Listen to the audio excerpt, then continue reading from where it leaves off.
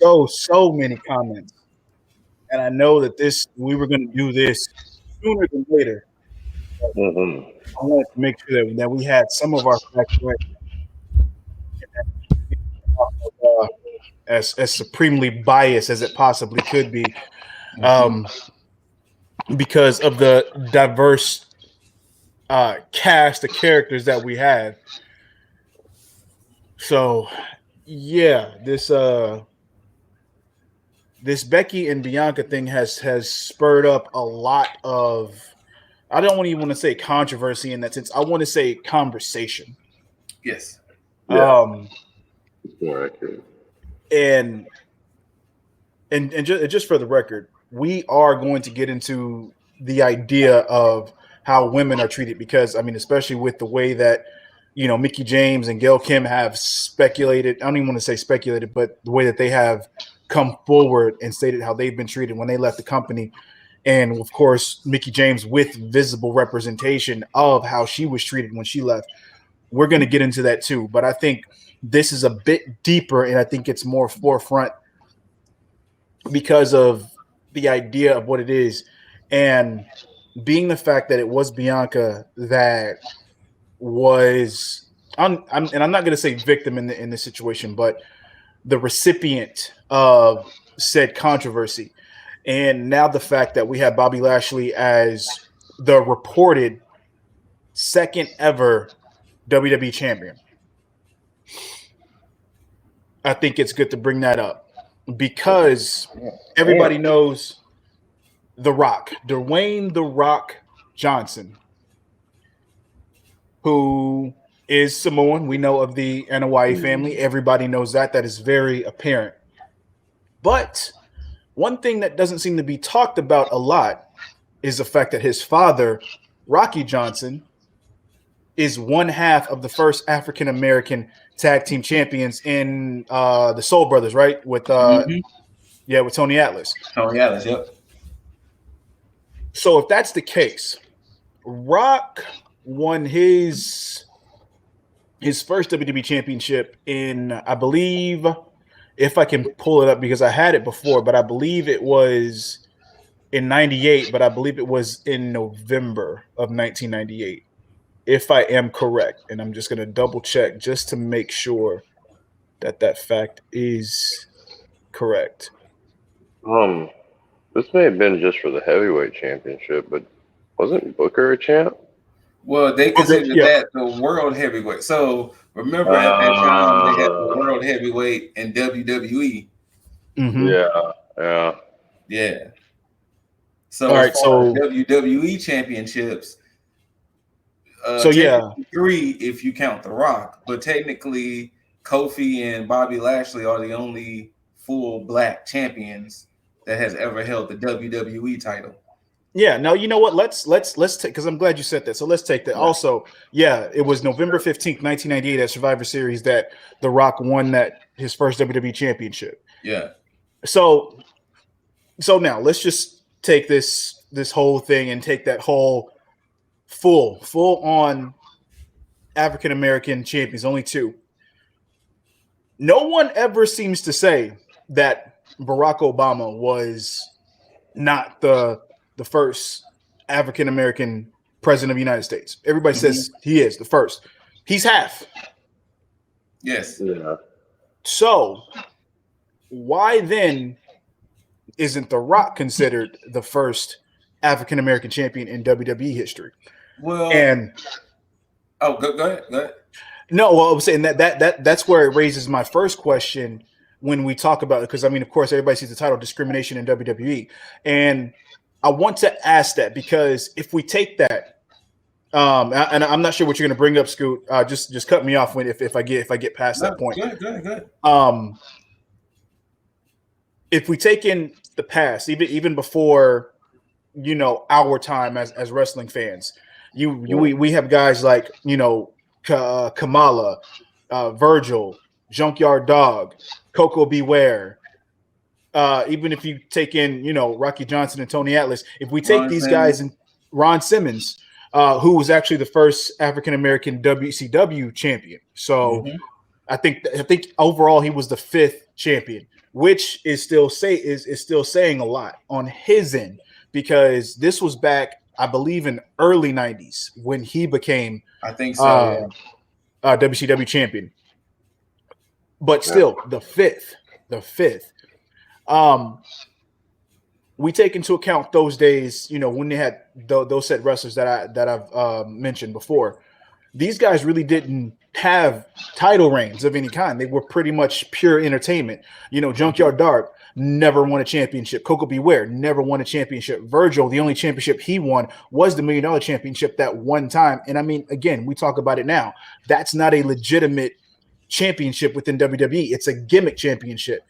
Granted, it's recognized as being held by certain people, i.e., $1 Million Man, Stone Cold as being as a ringmaster. The only time it's had some relevance outside of that time was recently when we speak of LA Knight being that $1 Million champion, because he actually did do something with it for the most part. But if we continue down that line and we think about all these people, they've had shots at certain championships, but they've never won anything. Now, there is a situation where Tony Atlas was rumored to have, a Intercontinental Championship run, but due to drugs or with his issues with drugs, they've pulled him from that, which understandable. Most would even say that, Mabel, I think he was the first African American to win the King of the Ring. Mm-hmm. I think so. Some would say that he should have gone on to win a WWE championship. For those of you who don't know, Mabel is Viscera as well, or Big Daddy V. But during that time, he was known as King Mabel, and you had Mo as Sir Mo, and I believe they also won the tag titles one time. I think they did. But I believe it was only at a house show, so I don't know how well that fares on their end. But more so to my point, it seems that though most of these guys just made as being entertainment or to create some type of diversity. Because again, if you look at Junkyard Dog, fan favorite, Coco Beware, fan favorite, Virgil, once he departed from Ted DiBiase, he was a fan favorite. It's and it's hard, and I'm raising all of this because I want you guys watching to make your own decision. Like, this isn't us sitting here just giving you bare, the whole bare bias and saying, oh, it's racist. I'm not going to say that, but I want to give you all this information here, and then you can make your own conclusion and draw that. Because one thing I don't want us to come on here and just bash the whole WWE and say, oh, they don't want this or they don't want that. We don't know. We weren't in Gorilla. We weren't in creative. We weren't there making the decisions. There could be a multitude of reasons as to why these guys weren't made champions, why The Rock is not considered the first African-American champion, and why it took from Rock winning that championship and I think holding it, I believe it was, I want to say 8 times as the 6 or 8 time champion, 1 or 2. Yeah, well, it was 8. To go from there, with his final run being around the time where he won it from John Cena, Mm-hmm. which he won it from CM Punk. From Punk, and then defended it against Cena. My bad. But then to have that all the way to Kofi being the first, which of course was not in the plan. So again, that's another thing to Kofi bring up. Part of the plan. You're right. If I can add something. Yeah, we're not even saying that WWE is racist. We're only really saying that there's maybe some evidence of discrimination, which Correct. Again is up to y'all as the viewers to make your decisions on. All we are providing is what has been through history, what has been through history. Mm-hmm. Draw your own conclusions as it will. Do not try and put words in our mouth. Yeah. Yes. I think to answer your original point, I think the thing was that honestly, there's been so many Samoans that's been in wrestling that it's known that Samoans have been in wrestling. If Rock was maybe the first Samoan black wrestler, then he might have just been the black wrestler. But since there was evidence of Haku, Ming, Sultan, which is Rikishi back in the day, Yokozuna, technically, who else? James are drawing blanks, but since there was already Samoans in wrestling before, and they were known, and they all came from the same bloodline and same family, it just made sense that Samoans were Samoans. You know, now when it comes to Rock's case, I really don't know why. Technically, because you know, with the other guys being full Samoan and Rock being, you know, half Samoan, half black, I don't know why it wasn't really. Thank you, Loki. I don't know why it wasn't really advertised as that. Like, I don't know if they didn't want to just put race into it or anything like that. But it's hard when you look at, I think it was Kofi Kingston. I think when he won it, he was the 50th champion. So if you look at the 50 different champions and just people of color, period, it's not really on that list like that, other than Yokozuna, Rock, Kofi, now Bobby. If you looking at the lineage of it, it's just that the fact that people of color, period, it just wasn't a thought. You know, we wasn't ever considered to be at that level. Yeah. You know, it always felt like we were not so much an afterthought, but it was almost like, oh, you know, it's that whole had to work twice as hard, you know, type of situation. And then the realization of, oh, such and such has been killing it. Hey, let's see what they do as champion. You know, like you said with Kofi's case, Kofi wasn't meant to be champion. Kofi wasn't meant to be in that situation. The fans hijacked that. And from that, I think when they kept saying Daniel had a big part of that, Daniel did. Daniel was like, no, he should be champion. Do you not hear the people going crazy for this storyline? Like, they are truly hijacking the show. So if I lose at WrestleMania, trust me losing at WrestleMania and me losing the title won't hurt my career. Absolutely. It won't hurt me. I'm Daniel Bryan at the end of the day. It will not hurt me. But he may never get this opportunity again. Yeah. You know, he may never get this opportunity. This might not ever become a genuine moment again. So be right and do, like, even if Kofi would have lost that belt a week later, he would have still had the glory that he wanted at WrestleMania. You know, and that he did become a Grand Slam champion. And, you know, which I think he's the first black Grand Slam champion. Because I don't think Rock became Grand Slam champion, did he? The Rock. Or maybe he was Grand Slam back in those times. No, the Rock is Triple Crown. Triple Crown. So Kofi being the first black Grand Slam champion, you know. Yeah, Kofi. That took all the way up into 2019 for that to happen. No, I think actually Booker T under the original format. Okay, Booker T. Okay, he's the 8th Grand Slam champion under the original format, because before you could have either championship, whether it be the World Championship or the WWE, but if you take into current format, he never won the WWE Championship, so he's not technically Grand Slam. Kofi, to your point, would actually be the first African American Grand Slam champion, because let's see, he'd be the 13th under the current format, and then the 12th under the overall. Okay, but that actually makes more sense as well. Which also, and just to bring it back to the Rock situation, because of, let's say, the whole Samoan dynasty thing.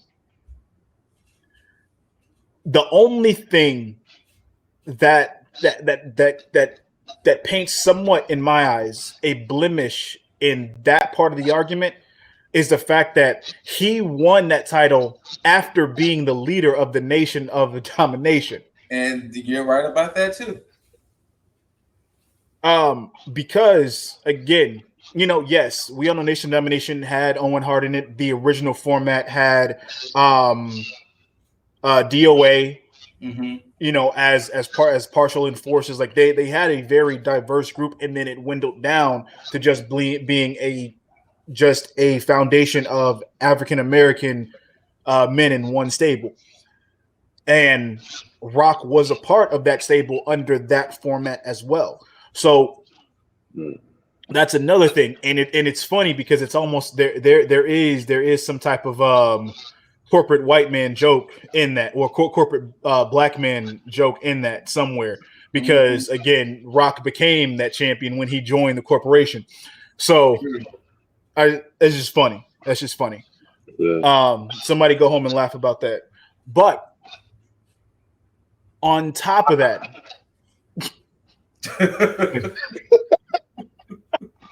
like Loki was making direct eye contact with me, and I just the opportunity.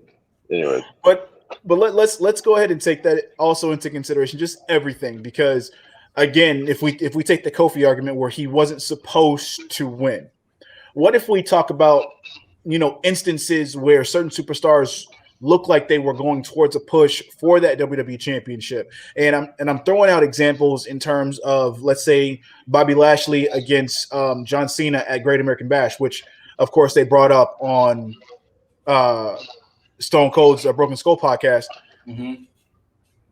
But I think that Lashley was working with an injury. But even Stone Cold had brought up the fact that a lot of people thought that he was going to win. I in fact was one of those people. I thought Lashley was going to beat Cena at Great American Bash. It seemed to go that way because he had the build. He had already had, he already got the rub within, WrestleMania with the whole Donald Trump and Vince McMahon hair versus hair match against Umaga. So he was already in line to be a part of that.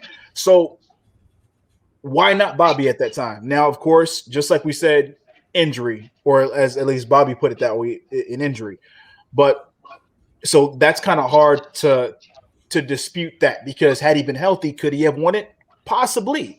I don't see why he wouldn't, because again, if you take any other shade than what he had and throw on him, as far as the build and everything else, he looks like the perfect person to, dethrone John Cena at that time.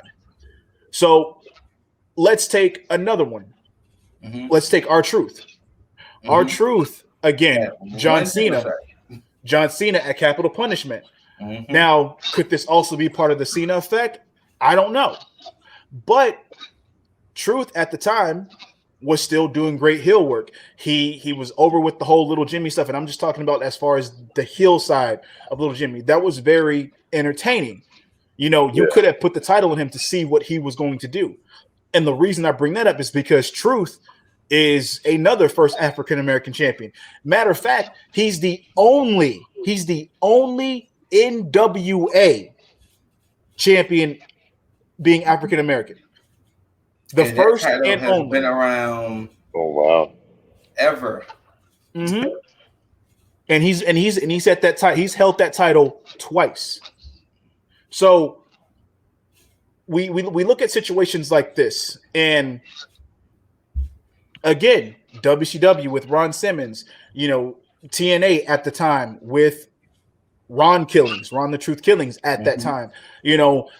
These companies are willing to take a chance and willing to put the rocket behind somebody and see how it goes, because again, you never know what's going to light somebody's fire at that point. Showing somebody that you have faith in them allows you to see what they're capable of.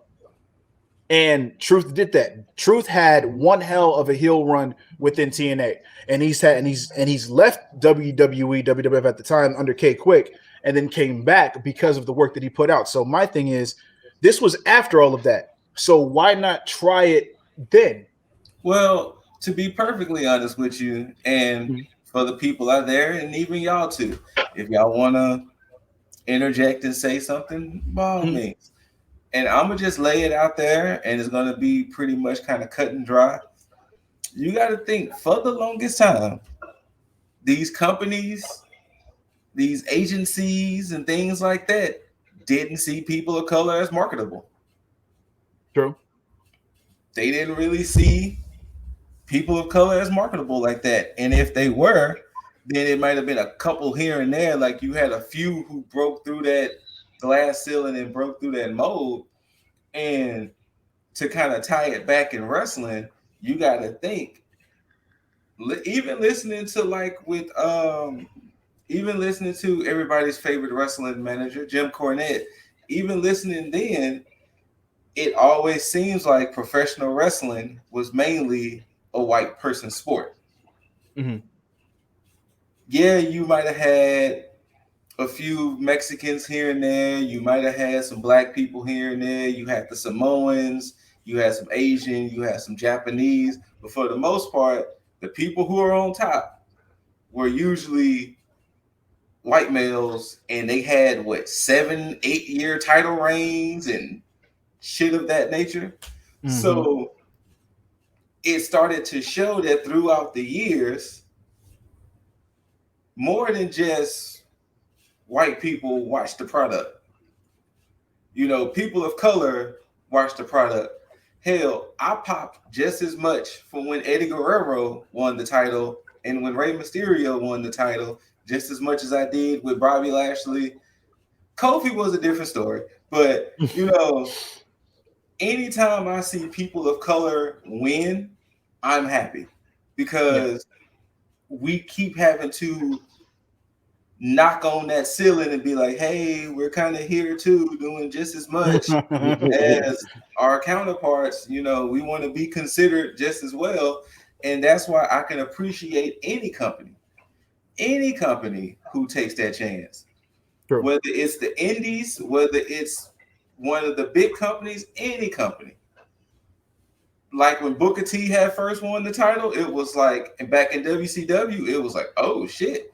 You telling me you still got Kevin Nash, Goldberg, Hall, Nash, all of these Hogan, Flairs, all of these people still running around, and y'all gave the shot to Booker. Like, bet, So any company who just takes that chance, because we watch it too. Like, we watch the product too. We might not be always at the shows or always in support, but we're watching it too. We want to see people who, quote unquote, looks like us succeed as well. So yeah, Truth not winning the belt, okay. Lashley then might not be winning the belt, okay. But just any instances. Like, I mean, hell, we got to take the most successful African-American wrestlers to be in WWE with the New Day. New Day had to break out of that preacher gimmick and be like, no, we want to be our nerdy black selves. And when you let us be our nerdy black selves, look what happens. True. The success came with it. The 11 title reigns came with it. Just them being themselves alone was the great thing, because then you had everybody, whether you were white, black, LGBTQ or whatever, you was like, wait, are they wearing Power Ranger gear? Are they wearing wait, is that gear based off of Dragon Ball? Like, it was, no matter who you geek were, culture, catching these huge. And of course, the icing on the cake was that yes, they were 3 black guys. Like the way Xavier Woods like to advertise the New Day podcast. You see the 3 black guys with the pink picture. So but if we just get a chance, even if we fail, we just want a chance. Even if it doesn't work out the way it goes, and then we never get another reign again or never shot it again, just give it a chance. No, should have. You never know if it worked if you don't give it a chance. Yeah, you just reminded me of someone else that really kind of they missed the ball with was Shelton Benjamin. Yep. Oh, absolutely. Absolutely. Yeah. Especially because he had like all this heat. Like when he was doing that little feud with Evolution too. Like there was a good time there. They could have maybe propelled him, like have him go. Damn it. Yeah, the beginning of his singles run. Yeah, that ain't no stopping me. Yeah. But that also goes to my other point as well, because again, Shelton Benjamin, Kofi Kingston for the bulk of his career, R-Truth as well. You have, and Bobby Lashley to an extent as well, not now, but to a certain extent. But you have a lot of guys who, in the very beginning and the very mid part of their careers, are, because of their athleticism, they're all highlight reels. And Ricochet is somebody who falls into that mode right now. You got a lot of guys who can do a lot of athletic things that are very spectacular, and they love to promote on a lot of things. Kofi's, Royal Rumble rebounds whenever he gets back in the ring. You look at Shelton Benjamin being the innovator of all types of stunts within the ladder match as far as Money in the Bank. Ricochet himself being a human highlight reel. Lashley's power of strength, Truth being just as charismatic as all hell and very well comedic, but also very good in the ring, because for some odd fucking reason, this dude just does not age. But he's a vampire, of course, man. And let's not forget the first person in my mind to fit that mold, D'Lo Brown, being the first person to hold both the European and Intercontinental Championships at the same time. But we don't hear about that as much, because this is around the time I think he was with Jeff Jarrett during that time. But that goes more to my point as well with the Nation of Domination stuff. Nobody held gold within the Nation of Domination during that time. Possibly D'Lo with the European Championship, but you think about Mark Henry, you think about Godfather. Rock held the Intercontinental Championship and possibly the European Championship at a time here and there, and D'Lo Brown held the European Championship one time with the Nation Domination. But after that is when you see these guys have success. Godfather, when he became the Godfather, won the Intercontinental Championship. Wait. See, even Godfather in itself is a negative caricature of black people. Yeah. He had to become a pimp. He had to become a pimp.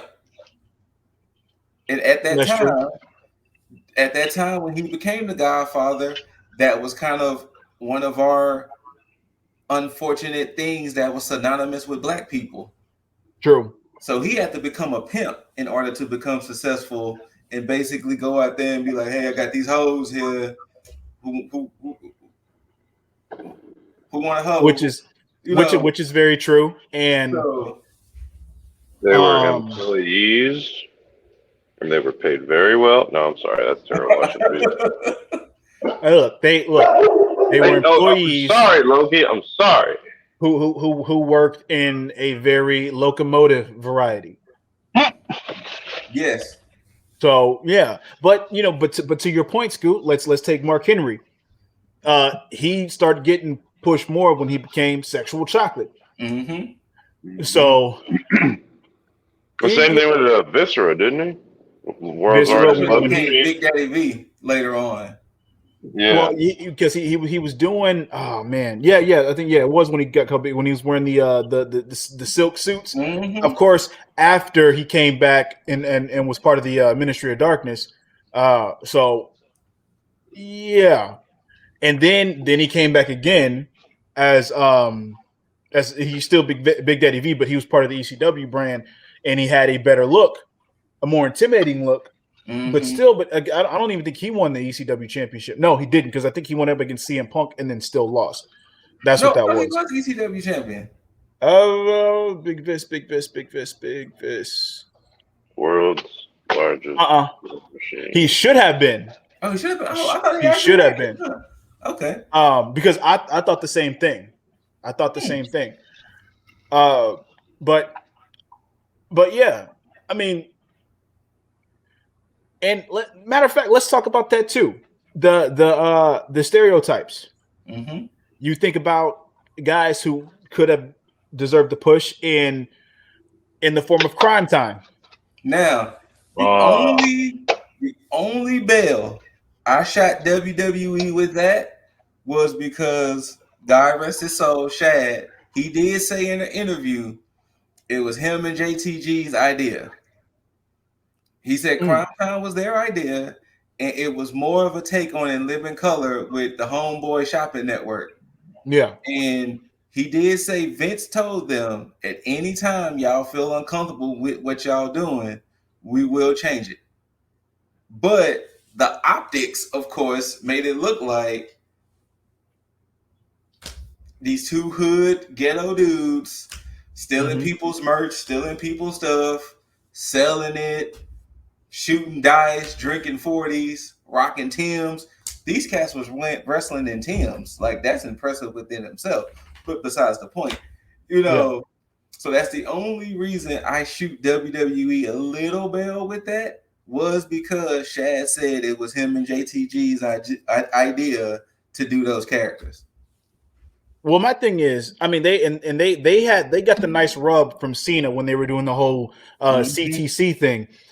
It's like that was one of the perfect times to put some type of tag titles on them. Tag champions, which was the most craziest thing ever. They would always win these high-profile tag matches, but never the titles. True.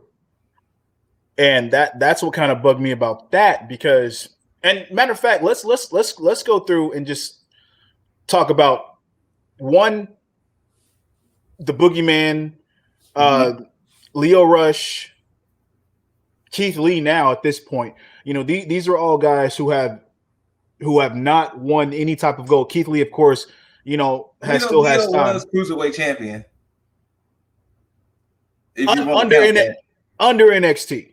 Okay, I give you that under NXT. Because I still count Cedric Alexander being cruiserweight champion under WWE because that's when that was mostly a thing. Yeah, correct. Now Leo Rush, I can kind of let slide on that one because he was being a very good mouthpiece for Bobby Lashley. Yes. So that's cool. Again, we talked about Keith Lee also being somebody who still has yet to kind of accomplish certain things. But right now, it's not looking too hot for him. The Boogeyman, did he deserve a title? In my opinion, no. Only because they used the Boogeyman the way he was supposed to be used. Okay. They used him in that way that he's supposed to be this fearful, scary guy that, I'm the Boogeyman, I'm coming to get you. Because even his wrestling wasn't really that great. So very true. He was used the way he was supposed to use, but wasn't being used. Mm-hmm. It's a difference when you have people who you see night in, night out, putting on these banger of matches and nothing shows for it. I mean, because just think about it. Just imagine if Eddie Guerrero would have never became champion. Rey Mysterio would have never became champion. Like these guys, what's up? The only counter that I'll give to like a scary mouthpiece not getting a championship, or maybe the Boogeyman not getting it because he was a scary mouthpiece. Now we look at Alexa Bliss, who's supposed to be something scary, and yet isn't she in some kind of title run? We don't know yet what happened with that, but she'll get there at some point, I'm assuming. But if you just look at just people of color in general, they've always put on these banger of matches night in and night out, but always got passed over. Because you got to remember, for the longest, us people of color was always regulated to either tag team, Intercontinental, or US. The only time we would ever get world title shots if it was some type of multi-man match. It would always be some 6-man elimination chamber, or it'll be some fatal 4-way or 6-pack challenge. And the moment you see it, you be like, well, I know he ain't gonna win. So because it was booked and the optics they gave, whether it was intentional or not, the optics they always gave was people of color will never be here. Y'all are good here, but y'all will never be here. They always gave those optics. I mean, I don't know if you was going to touch on in this video, but I told I told my brother, shout out to Mike, or Tyke B. I told him, as much as Triple H is my favorite wrestler of all time, he will forever have that blemish of the Booker T storyline against him. Forever have that blemish.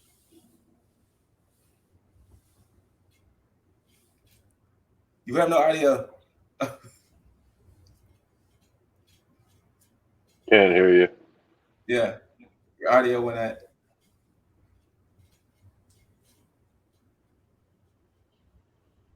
They don't want you to be great, man. They don't want me to be great. There you go. Yeah, they don't want me to be great.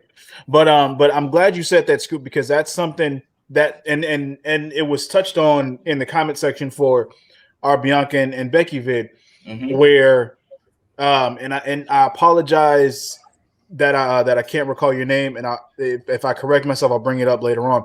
Hold on. While you talking, I can look it up for you. Yeah, that's fine. Because I remember myself commenting or replying to that comment and saying just how blatant that was, because of the fact that let's take the storyline, where it had the racial undertones. Was it meant like that? I don't know, but it's hard to say that it wasn't, because of the dialogue that was used, the way that everything came off, and then the way that the match went, because that was the one where Booker T actually won the Royal Rumble and then went on, which this is why, and I know I'm going off topic here just a little bit, but this is why it was hold on, my bad.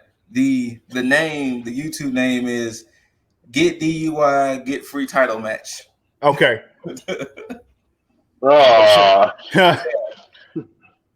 Shout out to you, sir, or ma'am.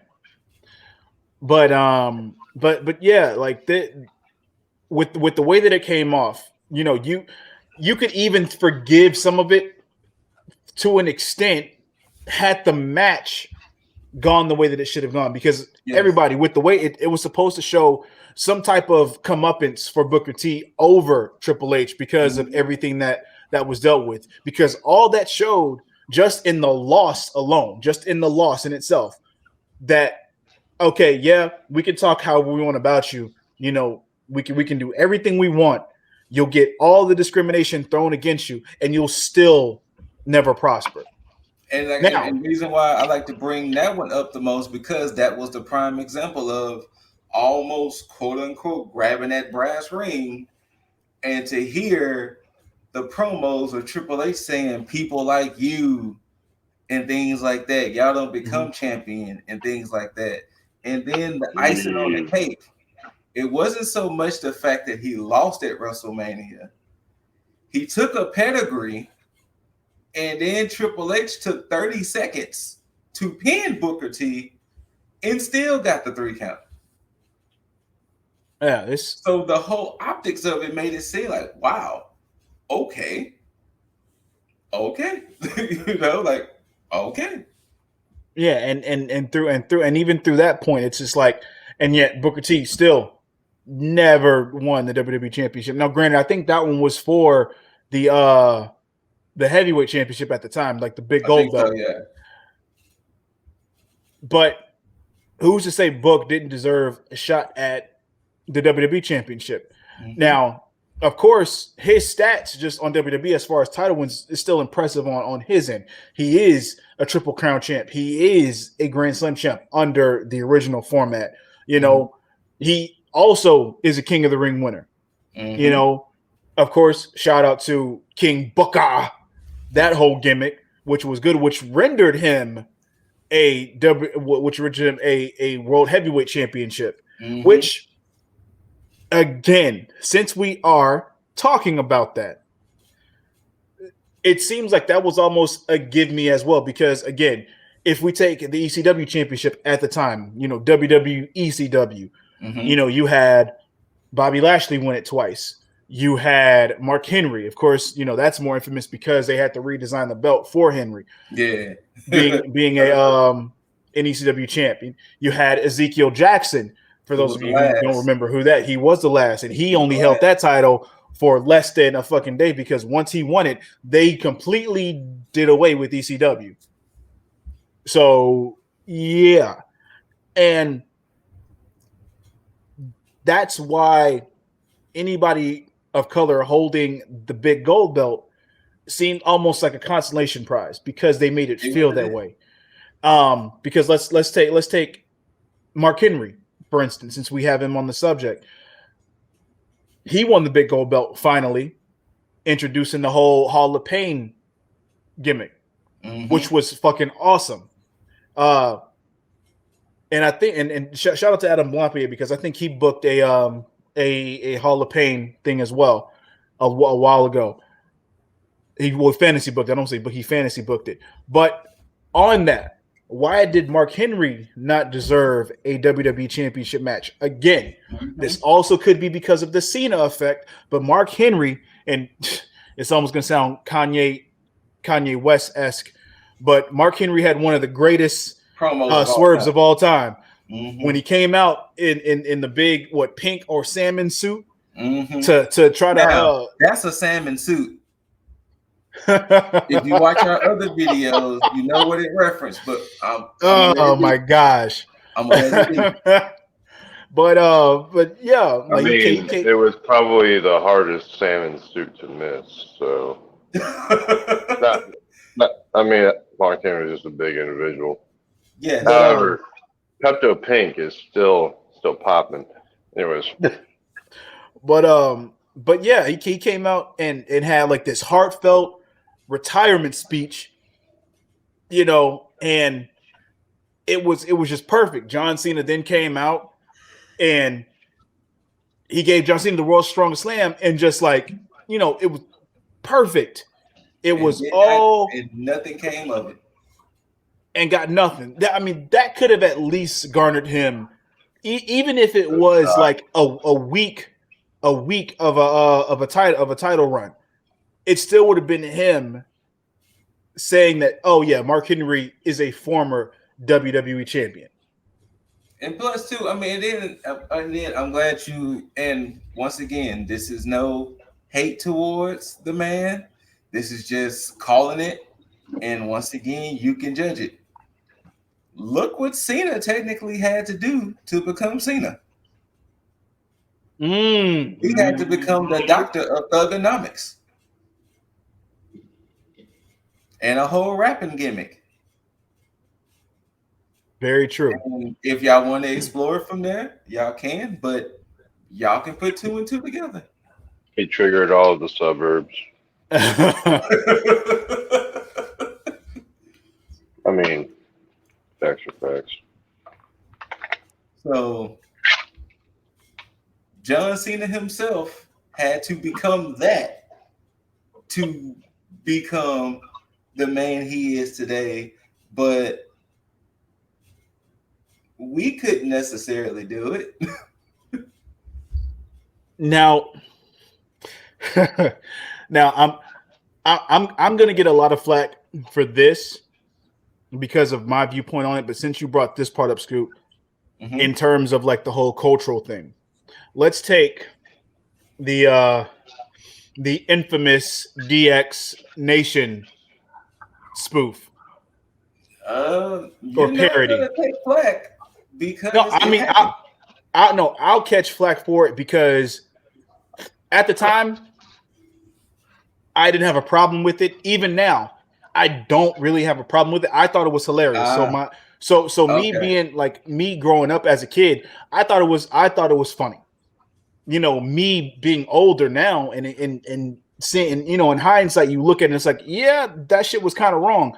Wait. Before you go into it, okay, explain to the people what happened, because some people might have not been watching WWE or maybe privy to what you're talking about. True. Okay, so I believe, I can't remember if they retaliated, because I think it was Rock who in the Nation who parodied DX when they had no they didn't, because I'm thinking about the Owen Hart thing, because this is when Owen Hart was part of the Nation, and then they had that one guy, the one guy that parodied Owen Hart. But you had Triple H come out as The Rock, but named The Croc, and he had the fro and everything, had shades, had a nice little tan. He was tan, but his wasn't bad though. He had the fake Gucci shirt. You had Road Dogg. I think Road Dogg was D-Lo, because he had little what the fuck they call those caps with the little propeller on them. I know what you're talking about, but I can't think of the name. Yeah. You had Billy Gunn being Godfather, looking like a pimp in his nice fedora hat. And then you had X-Pac being Mizark Henry. And if I can, you know what, as I was talking, I should have brought up a pic so that way I can show DX imitating the Nation. Yeah. But it was X-Pac who was the one that, you know, was like, oh. And I will who was definitely Mr. Diesel pull up the photo if he can find one. I did just find it. Which, if it wants me to be great, and there it is.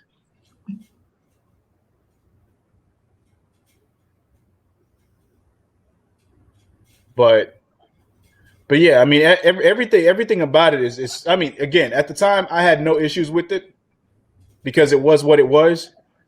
But yeah, right here you have Billy Gunn as Godfather. You have Triple H right here as the Croc. China as China. I keep forgetting this guy's name, but he was Jason something. It was Jason something. He did a lot of parodies of certain people during that time as well. You have Road Dogg back here being D'Lo Brown, and then again right here the controversial part, X-Pac being Mizark. So looks more like Easy though. Yeah, but yeah, little too much Tanner. Like of course. Now in these times, it probably would definitely come off as full on racist.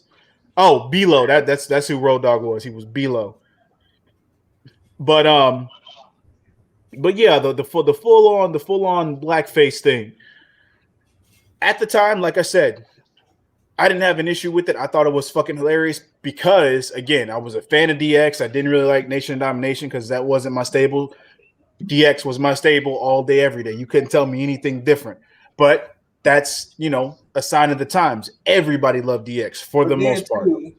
But to our thing, with that being what, 97, 98? 98, 97, 98? I technically in the know of blackface then. True, same here. Know what was the controversy behind blackface at that time, because I was 12. I mean, yeah, I was 12, 13. I was about 5'6". So I didn't know necessarily that it was a bad thing at the time. Yeah. Right. So yeah, and that's another thing. It's like could I mean going back and thinking about everybody within Gorilla, within creative,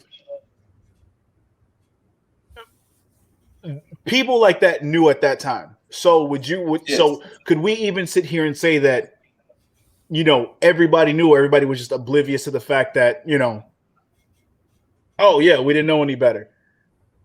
Or did they say, fuck it, who gives a shit? It's wrestling. And we're doing it for entertainment. Yeah.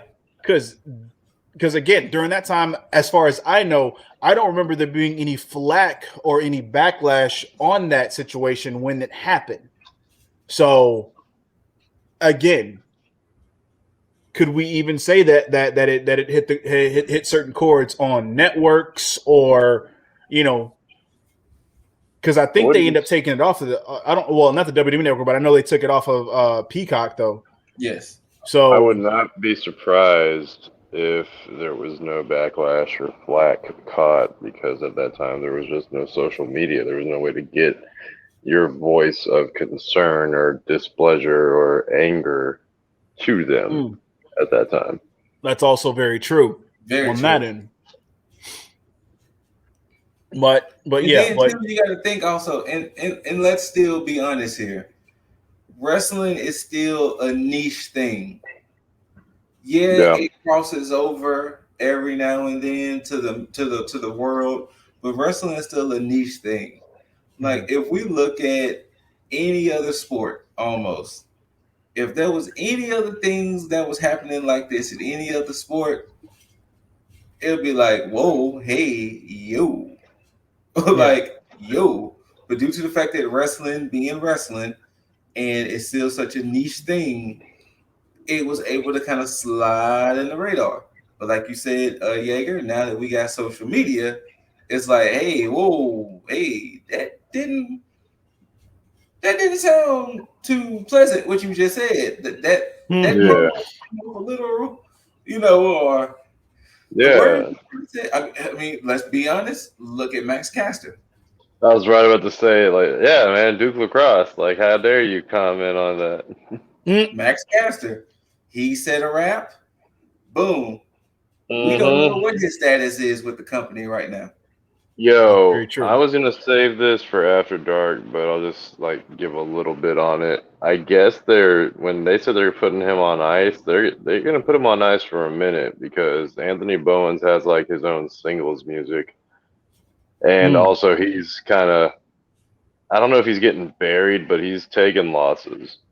Damn.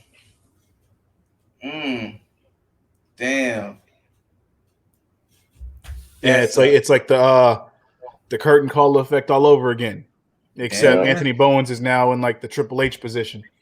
Yep. Damn. But let's spin that into the entertainment portion of that too, because again, we take WWE for instance, and we look at all the people that play a whether it be an entertaining or comedic role, in the form of in R-Truth, in the form of now Reginald. And we look at situations like this where these guys get rewarded with these consolation prizes, i.e. the 24/7 championship, which as of now, Truth has won this 24/7 championship 53 times. 53? I know it was a high ass number. Yeah, I know it was a high number. Yeah. And see, and that's the thing. It's due to entertainment purposes, you get rewarded with these empty consolation prizes. Because for instance, perfect example, Titus O'Neil, the inaugural 24/7 champion. He's also in the WWE Hall of Fame because I think he got the Warrior Award. Yeah, I think he got the Warrior Award. Yeah. But he's doing all this stuff for the company, and the only thing he has notable in the form of professional wrestling is one tag team title reign with one Darren Young. Yep, that's it. Jesus, that's all he has. One title reign with the primetime players. And we've had all these people, Ricochet, Shelton Benjamin. I believe Kofi Kingston was also in the Money in the Bank as well. Yet, and I think R-Truth may have, or Booker T has been. I don't know if R-Truth. I think that was around the time R-Truth was saying he was going to be Money in the Bank, but never was. But but yeah, none of these guys might have been in an elimination chamber. I think. I believe so. Yeah. It's hard to tell with Truth because again, Truth is so good at being comedic, especially when he's playing like that dumb character. Yes. To the point to where it's like, I know he was a part of this, but was he actually in that match? So it's like, why haven't any of these guys won Money in the Bank? We've had plenty of people that have gotten the Money in the Bank and never had the chance to either haven't cashed in successfully. Well, it's only been 3 unsuccessful cash-ins. Let's see, Sandow. Yeah, Sandow, Corbin, Cena. And that's it. Yeah? That's it.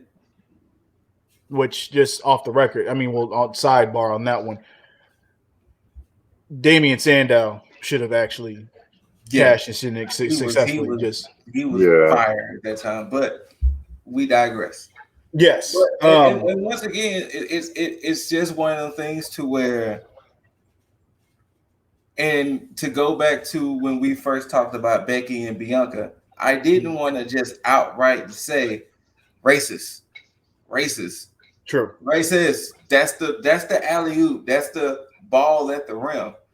The bigger issue with the Bianca situation was you built this woman up to be next up.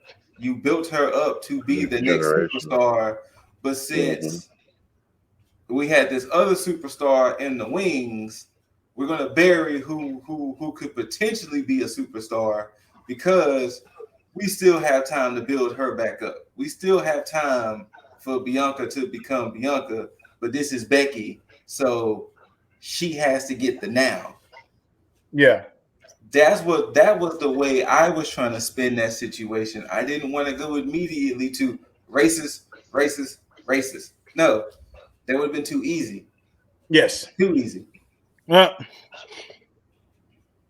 that was the main thing on that one too. And you know what? I was gonna wait, but I think because there's such a small portion of them on the roster, we can just go ahead and talk a little bit about the women of color.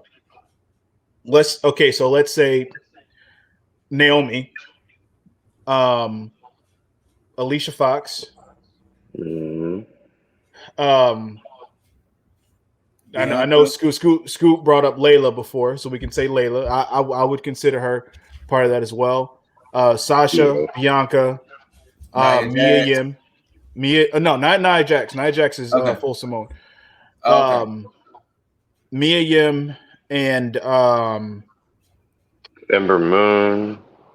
Yes, Ember Moon. Thank you. And if you want to go back in time, Jacqueline. Oh, Jacqueline and Jazz. Yes. Oh yeah.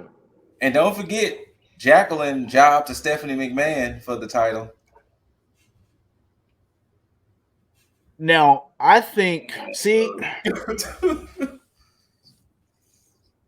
now during this time, and I'm just going to speak in terms of Jacqueline and Jazz. Jazz was very intimidating at the time, and she had a nice build for her. Jacqueline, because Jacqueline bounced around so much in terms of being doing a lot of managerial stuff, especially with the stable, PMS, Pretty Mean Sisters, with Terry. Terrible acronym. I know, right? but yeah, sure. But yeah, during that time, it was still hard to kind of gauge the women's division. So even then, like, you can still say that they were booked fairly well because just of how the fucking women's division was, because it was almost like this amalgamation of, yeah, we want eye candy, but we want to have a women's title, so let's go ahead and have them do some shit in the ring. But anybody can have the title, not just the ones that actually came here to fucking wrestle. So it's really hard to gauge that during that time. But as far as from my perspective, when I was watching, I looked at them like, okay, cool. Well, I don't see them doing anything wrong with them. Now, of course, I'd have to go back and actually watch this shit. But looking at it from Jacqueline and the Jazz perspective, I can say right now, just off of my own memory, that it felt like they were built, that their booking was built nicely for them at that time, especially when you had Lita, Trish, Molly Holly, Ivory, Victoria, even Gail Kim at a certain point over there.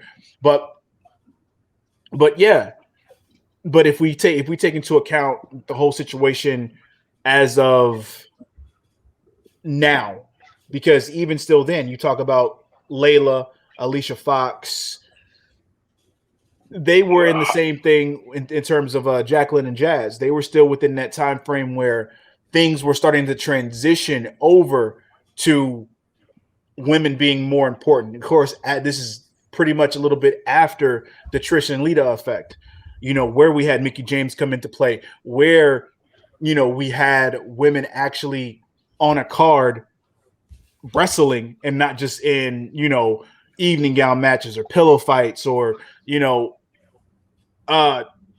baby oil matches and shit like that. You had or doing strip teasers for Vince McMahon. Or strip teasers for Vince. Shout out to the gift for him. But I mean, yeah, that gift, yeah. But yeah, situations like that, because that was around the time where Playboy had their whole situation with partnership, I guess. Partnership with WWE, where you had a female every fucking year from WWE being on the cover of Playboy magazine. And it was hard for women like Victoria, like Ivory, like Molly Holly, to actually have decent matches without people wanting them to strip all their clothes off.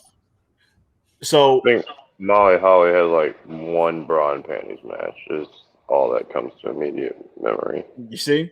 But if we take into account like more so recently, because wait, before we get off the recent. Yeah, go ahead. Not forget, because there's one other woman we're forgetting. Let's not forget Crystal.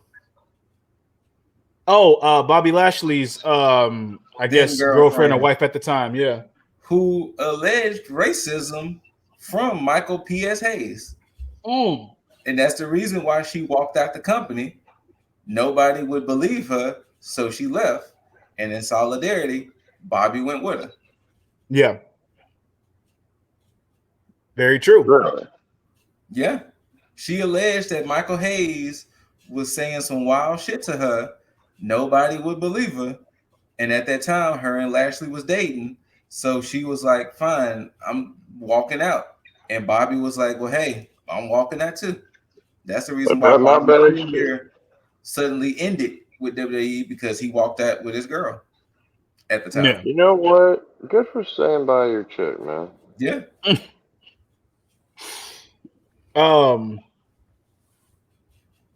Of course, if we talk about Charmel, she didn't really wrestle. She just was valet. She was there. But then, I mean, you even had that situation with her and Kurt Angle, where Kurt, I don't want to repeat the stuff Kurt was saying, but when Kurt was feuding with Booker T, and he was saying the wild shit he was saying to Charmel, it wasn't the fact that it was to a woman of color, it was just to a woman, period. And it was like, hey, Kurt, you. Like, you. Like, hey, man. Real back, brother. That was the wrestling machine. Should you really be saying this on TV, my guy? I vaguely remember it, but I don't remember it being good. And well, I mean, at the same time, it was kind of hard, because I think this is around the time. I think Kurt may have been the face at the time. No, he was the heel. He was? Oh, I mean, Booker was fine. Booker was pompous as fuck, but yeah, he was more the face leaning. He told Sharmell he wanted to have animalistic sex with Sharmell as he was creepily in her face, had her hemmed up. That don't sound like a face to me. Well then, Yeah. SmackDown was a wild time at times. I mean, from little people undertakers to animalistic sex with your opponent's wife. Although But if but we yeah, bring it to, but Kurt if we Angle bring fucking up. it, if we bring it now, once again, the optics of things. If you want to take Sasha, even though technically Sasha is half black, half Mexican, she could never, until last year, anytime she won the belt, her first defense, she lost it. Yes. Which if you take Naomi, Naomi is the most athletic woman they probably have on the roster. She had what, 2 title reigns that were unceremoniously ended. Yeah, I believe she had 2, because of what? But yeah, both of us were SmackDown. Yeah, both her SmackDown, and then you take recently with Bianca, and once again, it's the optics of it. We're not necessarily want to just come out and say, "Oh, that was racist." That Becky just came out there, hit her one time, and then slam, boom, she's the champ. It's the optics of it. The optics make it look kind of racist. Yeah, and in a way, it actually does, because it ends up coming off that way. Because if we take, let's say, the SmackDown Women's Champion, or rather the championship, Naomi, yeah, she won it twice and had a combined days of 147. That's it. But see, and here's the thing about Sasha. Let's take Sasha's SmackDown champ, because that was her most recent one. She held that title for 160 days. That's her only title run as far as for the SmackDown championship. But to Scoot's point, if we just take Raw, her Raw women's title run, she's had 5, and they lasted what, 10 days? She's held that title, the Raw title, for a combined days of 106. 106. What? So 5 Raw Women's Championships still don't amount or even equal to her one SmackDown Women's Championship title reign. I'm actually surprised those 5 reigns equal that many days. I actually am. Yeah. So, but see, here's the thing as well. You don't hear a lot of people bragging about how many times Sasha has won the Raw Women's Championship. You just hear former Raw Women's Champion, former SmackDown Women's Champion. But, and I don't think this is a race thing, I think this is a Charlotte thing, but for Charlotte, you'll hear how many reigns she's had. And the thing is, Charlotte has had 6 women's championship reigns for a total, as of now, 254 days. And that's just Raw alone, right? That's just Raw alone. What about her SmackDown runs? For Charlotte, although it is a little eye-opening that Charlotte's Raw runs for 6 runs are double Sasha's for 5. Let's see. So for Charlotte on the SmackDown front, she's won it 5 times with a total of 189 days. See, but yet they continue to say how many she's had, but yet no meaningful runs. But that's the thing, though. This is why that agenda, and I hate making this about a Charlotte thing. Exactly. We're talking about it. We're Exactly. mad. We're talking about it.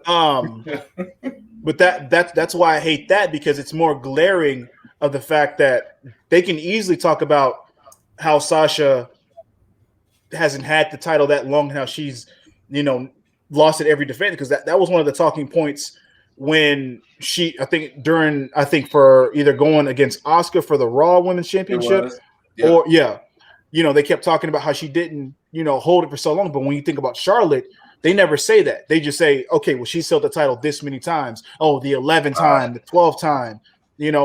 They never sit here and say, okay, well, this title defense was this long, or this title reign was this long. We haven't had that. She's gone on to say it, but not in WWE. She's gone on to say it in interviews where she said she wants something more meaningful. But that's the thing. So let's take that, and then let's take into account Naomi and Bianca. Naomi, again, a credible champion, a credible competitor, a credible opponent for any champion at this point. Yet she's bounced back and forth between Raw and SmackDown, back to Raw, then back to SmackDown. No title shot. Now she came close with Lana to getting a tag team title shot, but I mean, hell, what the fuck does that mean at this point? Exactly. What would that prove? What would that have proved? It annoys the hell out of me that they've made the women's tag team belt just mean nothing. But that's the thing on that end. And when you think about Bianca, so much promise. Just the athleticism alone, like as far as like a build, she's not only marketable, and I don't mean to downplay anybody else that I talked about, Naomi, Sasha, et cetera. But when you look at Bianca, she has a muscular build that's still very feminine, and at the same time, she's well spoken. You can see how she carried herself. If anybody's seen her interview after SummerSlam, you could tell that it's something that kind of bothered her, but I mean, she still stayed professional about it. So, and again, and this is not to disparage Sasha in any way, but you could think about Sasha having her issues with WWE and saying, "Fuck it, I'm gonna go on my own hiatus." Damn, where we all thought, we didn't know what Sasha was gonna do. We didn't know if she was coming back to WWE. But we knew that she was all pissed off because that was very apparent. That was very public. I never heard Sasha's reaction about SummerSlam. I don't even think she had a reaction. Oh, I thought this was I don't even think she spoke on it. As far as out of kayfabe, because I don't even think she spoke about it in kayfabe. Because I mean, she's been on TV this whole time. But I thought that's what you were referring to. Oh no! He was referring to WrestleMania when they lost the tag team titles. Yeah, where and I think she went on to Stone Cold's podcast to talk about that as well. Yeah. But yeah, during that time, it's like, you can see how she kind of done that. And again, not to disparage Sasha in that way. I'm just drawing a comparison to how you have Bianca, somebody who is very professional, someone who carries herself a certain way, and who has an athletic build that's a believable champion, which I then bring to the point of SummerSlam, of somebody who loses in a few seconds to something so minuscule as a manhandle slam, which again did not look that devastating at all. It looked like a regular half-ass slam that you could easily get up from. And this is why I have an issue with that, because it's the same thing when we talk about the Brock Lesnar and Kofi thing, where most people would sit here and defend the whole Brock Lesnar thing by saying, "Oh, well, Brock is Brock, Kofi's this, Kofi's that." The size comparison, you can easily sit here and see why Brock would, manhandle Kofi. Okay, let's take that into consideration. Why did Bianca then lose? If that's the case, because her build is better. Exactly. not like So Becky had been hitting the gym the whole time that she's been out. yeah. And then you talk about the idea of ring rust, because again, you can sit here and you can say that, because I think this is no, it wasn't around that time, but everybody knows that Brock trains for MMA. Everybody knows Brock trains in general. This is a Becky that came off of having a kid and then getting back into the gym, not being in the ring. So it's not like you can sit here and say, oh, well, Becky's been off training like this, training like that. She's also been a mom. She's also had to take care of this and that. So this is why it's also very hard to not take everything at face value from WWE's perspective and sit here and say, oh, well, this is why this happened. You can't say that. And then for them to even come back and then try to save face by saying they that this was part of the plan, and they have major plans for Bianca. I don't believe that. I think what happened was, because a lot of people have gone on to say that the title change was last minute. And if that's the case, and well, yeah, I believe that as well. But my thing is, if that was last minute, then how then can you sit here and say that this was part of the plan and you have major plans for Bianca moving forward? That doesn't mean it's all part of the plan, because if you had her having the title up until the last minute, then how do you know what you're going to plan moving forward if that's the case? So again, this is why a lot of people sit here. Yeah, this is why a lot of people sit here and tug on the racism string instead of something else. It's because it's the most glaring one at the time, and we're not saying that that's the case, but it's hard not to say it. But this is why we bring up a lot of these examples in terms of history of WWE, and we're only speaking on WWE. We're not talking about any other wrestling promotion having these issues, because it's gone on. And I'm sorry to be scatterbrained in this situation, but I know that Brandy Rhodes had some tweet, and I forgot what it is, and forgive me if I forget exactly what it is, but I know it was in terms of a lot of people saying that these companies don't give black wrestlers a chance, or not giving them a shot, but instead, yeah. This might start some shit, but let's talk. Okay. I see a lot of people complaining on here that there aren't enough black talent featured in wrestling, yet when black talent is out there busting it in main events and holding championships, where's the love? Am I just missing it? Okay. So that was Brandy Rhodes' quote. And at the same time, she's very right in certain instances, because this is where it's that line drawn in the sand, because there are a lot of people who wait until controversy ensues to open their mouth and then start to allow their voice to be heard in that sense. But were you there watching Sasha and Bianca make history? Were you there when Kofi actually won? Were you watching the match that Drew had with Bobby Lashley, or did you just wait to hear the result? Were you watching Lashley in TNA / Impact? Were you in all these other places watching all these people do all these things, or did you just wait till something happened before you said something? But again, this is why I'm only speaking in terms of WWE, because again, yeah, we watch a lot of professional wrestling, but we don't watch everything. So we can't speak on everything. But WWE, being the conglomerate that it is, has a lot of glaring things that could potentially be inherently racist. Is it?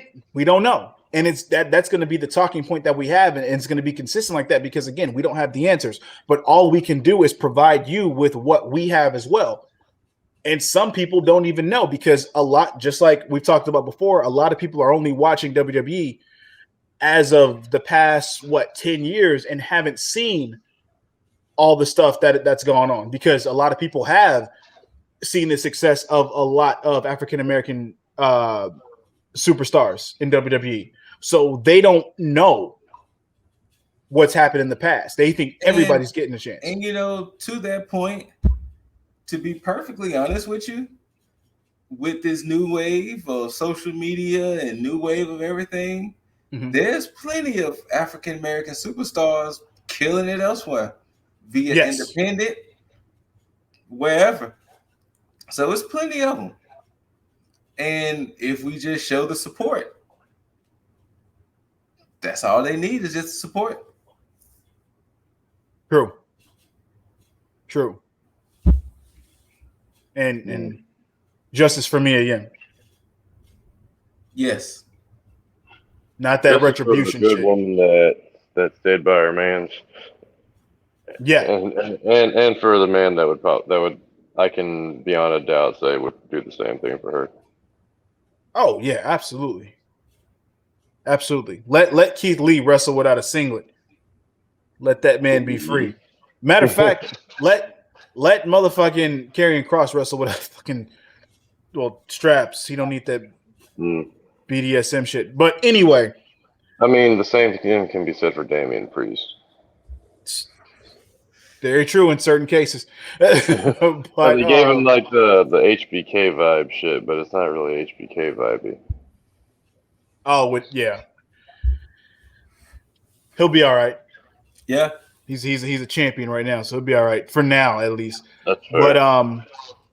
But yeah, I know we probably missed some things. I know we didn't touch on everything because there's a lot of shit going on, and we'll probably needs to come. Oh yeah, absolutely. Yeah, and don't just think that we're only going to be talking about just racist situations. We will, because there's a lot to talk about, but we also want to talk about discrimination as far as size, as far as women. And we didn't forget about Mexicools and Kayenta.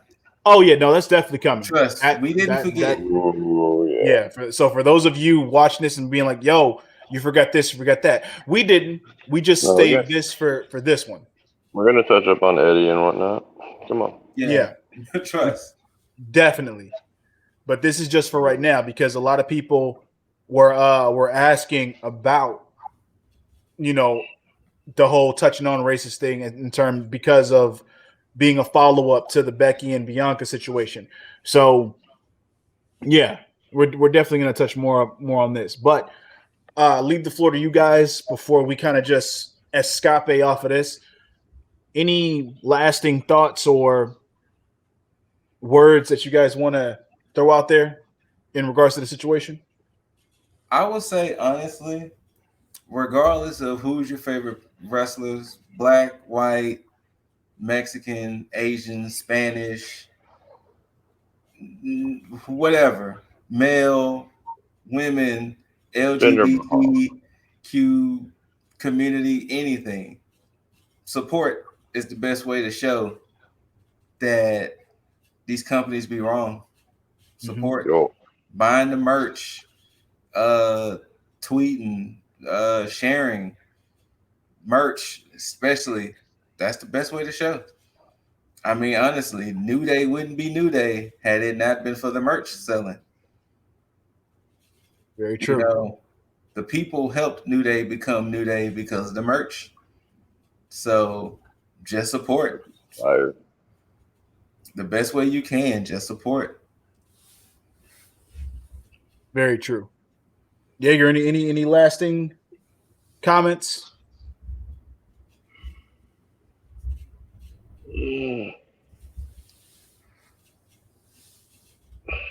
No, Scoot hit it. No, just support all your favorite wrestlers. If you don't think they're being represented, get on the social medias and let good old whatever promotion it is know. Like that's the only way that you can really get a following behind it. Just let them know. And then not to cross brand here, but vote with your wallet. Anyways.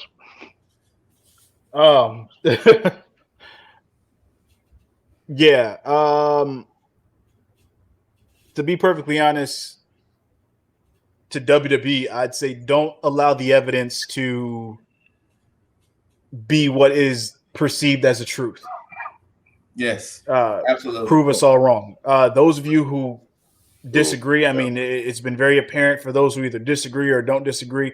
You voice your opinions. So I would encourage more of that. You know, we want to hear. We raised this conversation for all of you to comment, to kind of dissect this and just be able to say, you know what, maybe you're right, maybe you're wrong, or you guys are right here, or you guys are wrong here. We want you to say, I don't want you to sit here and bandwagon, you know, tag. I want you to sit here and if you want to call us out, but let us know. Don't just disagree to disagree. Actually have a reason and a, you know, like as to why. We're legitimately inviting the people to talk to us. Let us know. So just let us know. But one thing that the guys can let us know is where the fuck everybody can find them. Scoot, where can they find you? If you want to contact me beyond the YouTube videos, it's been scrolling at the bottom. ScooterRay. I can let you know. I mean, I can type out. I don't have Twitter fingers, but you know, I can type out pretty well. You know, as long as we adults about it, let's talk about it. But if you haven't been paying attention to the scrolling text, IG, YouTube, Twitch, TikTok, and now with that being said, that situation, don't bring it over to the ninjas because it's going to be mad confusion if you bring in smoke with the ninjas. But you know, with the ninjas, you can bring me video game takes and things that we talk about on our platform with the ninjas. Shouts out to Aranya, Boss, and Zerk. Shout out. You can find us on those same platforms, but keep the wrestling thing between us and Tag. Don't cross it over with the ninjas because it's gonna be kind of mad confusing. You know, it's gonna be kind of mad confusing that I'm sitting there giving the smoke to somebody on a Twitch stream, and it's like, what is happening here? Like, what is happening here? You know, so. But of course, Less Than Stealthy Ninjas, same platforms. Of course, Spotify, Anchor, and Google Podcasts with the Ninja Banter. We recently put a video on YouTube and the audio on those platforms. Zerk, Aranya, and Boss reviewed Candyman 2021. It's full of spoilers, but you can check that out. So that's where you can find me. But the Heartthrob, I don't know if the Heartthrob necessarily wants smoke, but the Heartthrob, well, other than the smoke that he's smoking. I brought my own. Thank you. The Heartthrob, you know, I'm gonna let him tell you where you can locate him. Look, aside from like we were just touching up on the smoke that I already bring, you know what? It's about damn time that I set up my own little YouTube channel thing. And give me a little bit of time, and I'll have a spot for you to set up some smoke if you want to try and blow it my way. In the meantime, though, you're welcome to hit me on the IGs, Xboxes, PlayStations, TikToks. I'd love to see how anybody would like to try and throw smoke through TikTok. I don't know how that would go. I'll duet you, I guess. We can do something like that. I don't know. But on any other points, if y'all are just as mad as Scoot, myself, and Lip have been about this, but you want to cheer yourselves up about it, maybe get some inspiration to carry on with the rest of your day. I mean, there's a guy right up here who can probably help you out with that. Probably. Look, he got over 600 episodes. You better find something to cheer your ass. There's got to be at least one damn. There's got to be something. At least one. Jesus. Yeah. I mean, look, Lifestyle 1UP, all your podcast listening platforms. Get that daily dose of positivity, whether it be on IG, TikTok, Twitter, YouTube, somewhere. It's out there. And just like they said, over 600 episodes of something. half the time I forget what the fuck I've talked about, but it's all positive, so it's there. But if you want to shoot the shit, I'm everywhere as Mr. Lip Deasley, IG, Twitter, TikTok, YouTube, here on the Tag YouTube. It's every week. There is no play. There's not a time where you can't find us because we're going to be everywhere, period. But again, whether you loved it, hate it, don't forget to rate that shit with a thumbs up or a thumbs down. All your comments, questions, concerns, opinions, comment that shit down below. Hit that notification bell for all the notifications, updates of when we drop shit each and every week. But most importantly, subscribe to all of this wonderful goodness that we give you each and every week. If y'all didn't catch my video I posted last night, I simply said in the video, we're trying to grow this tag team to be bigger than the NWO. And if you watch WCW then, 2/3 of the roster was on the NWO. Yeah, but with quality members, and I'm saying all of you are quality. True. So that's why I want you all to come over here, because NWO at that time it got to a point where they were just letting everybody in. You get a shirt, you get a shirt. But one thing I do want to give is a too sweet to my bros. Shout out to the NWO. Wow. And as always, to you beautiful mother effers, until you hear these immaculate voices and see these handsome faces yet again, I bid you all adieu. Especially this one down there. That one down there. Yep. Wait. Y'all talking about this guy. This dude right here. Those handsome faces down there. Just this one. Look at that. There we go. Those handsome faces down there. We bid you all adieu. It is always a mother effing tag the fucketh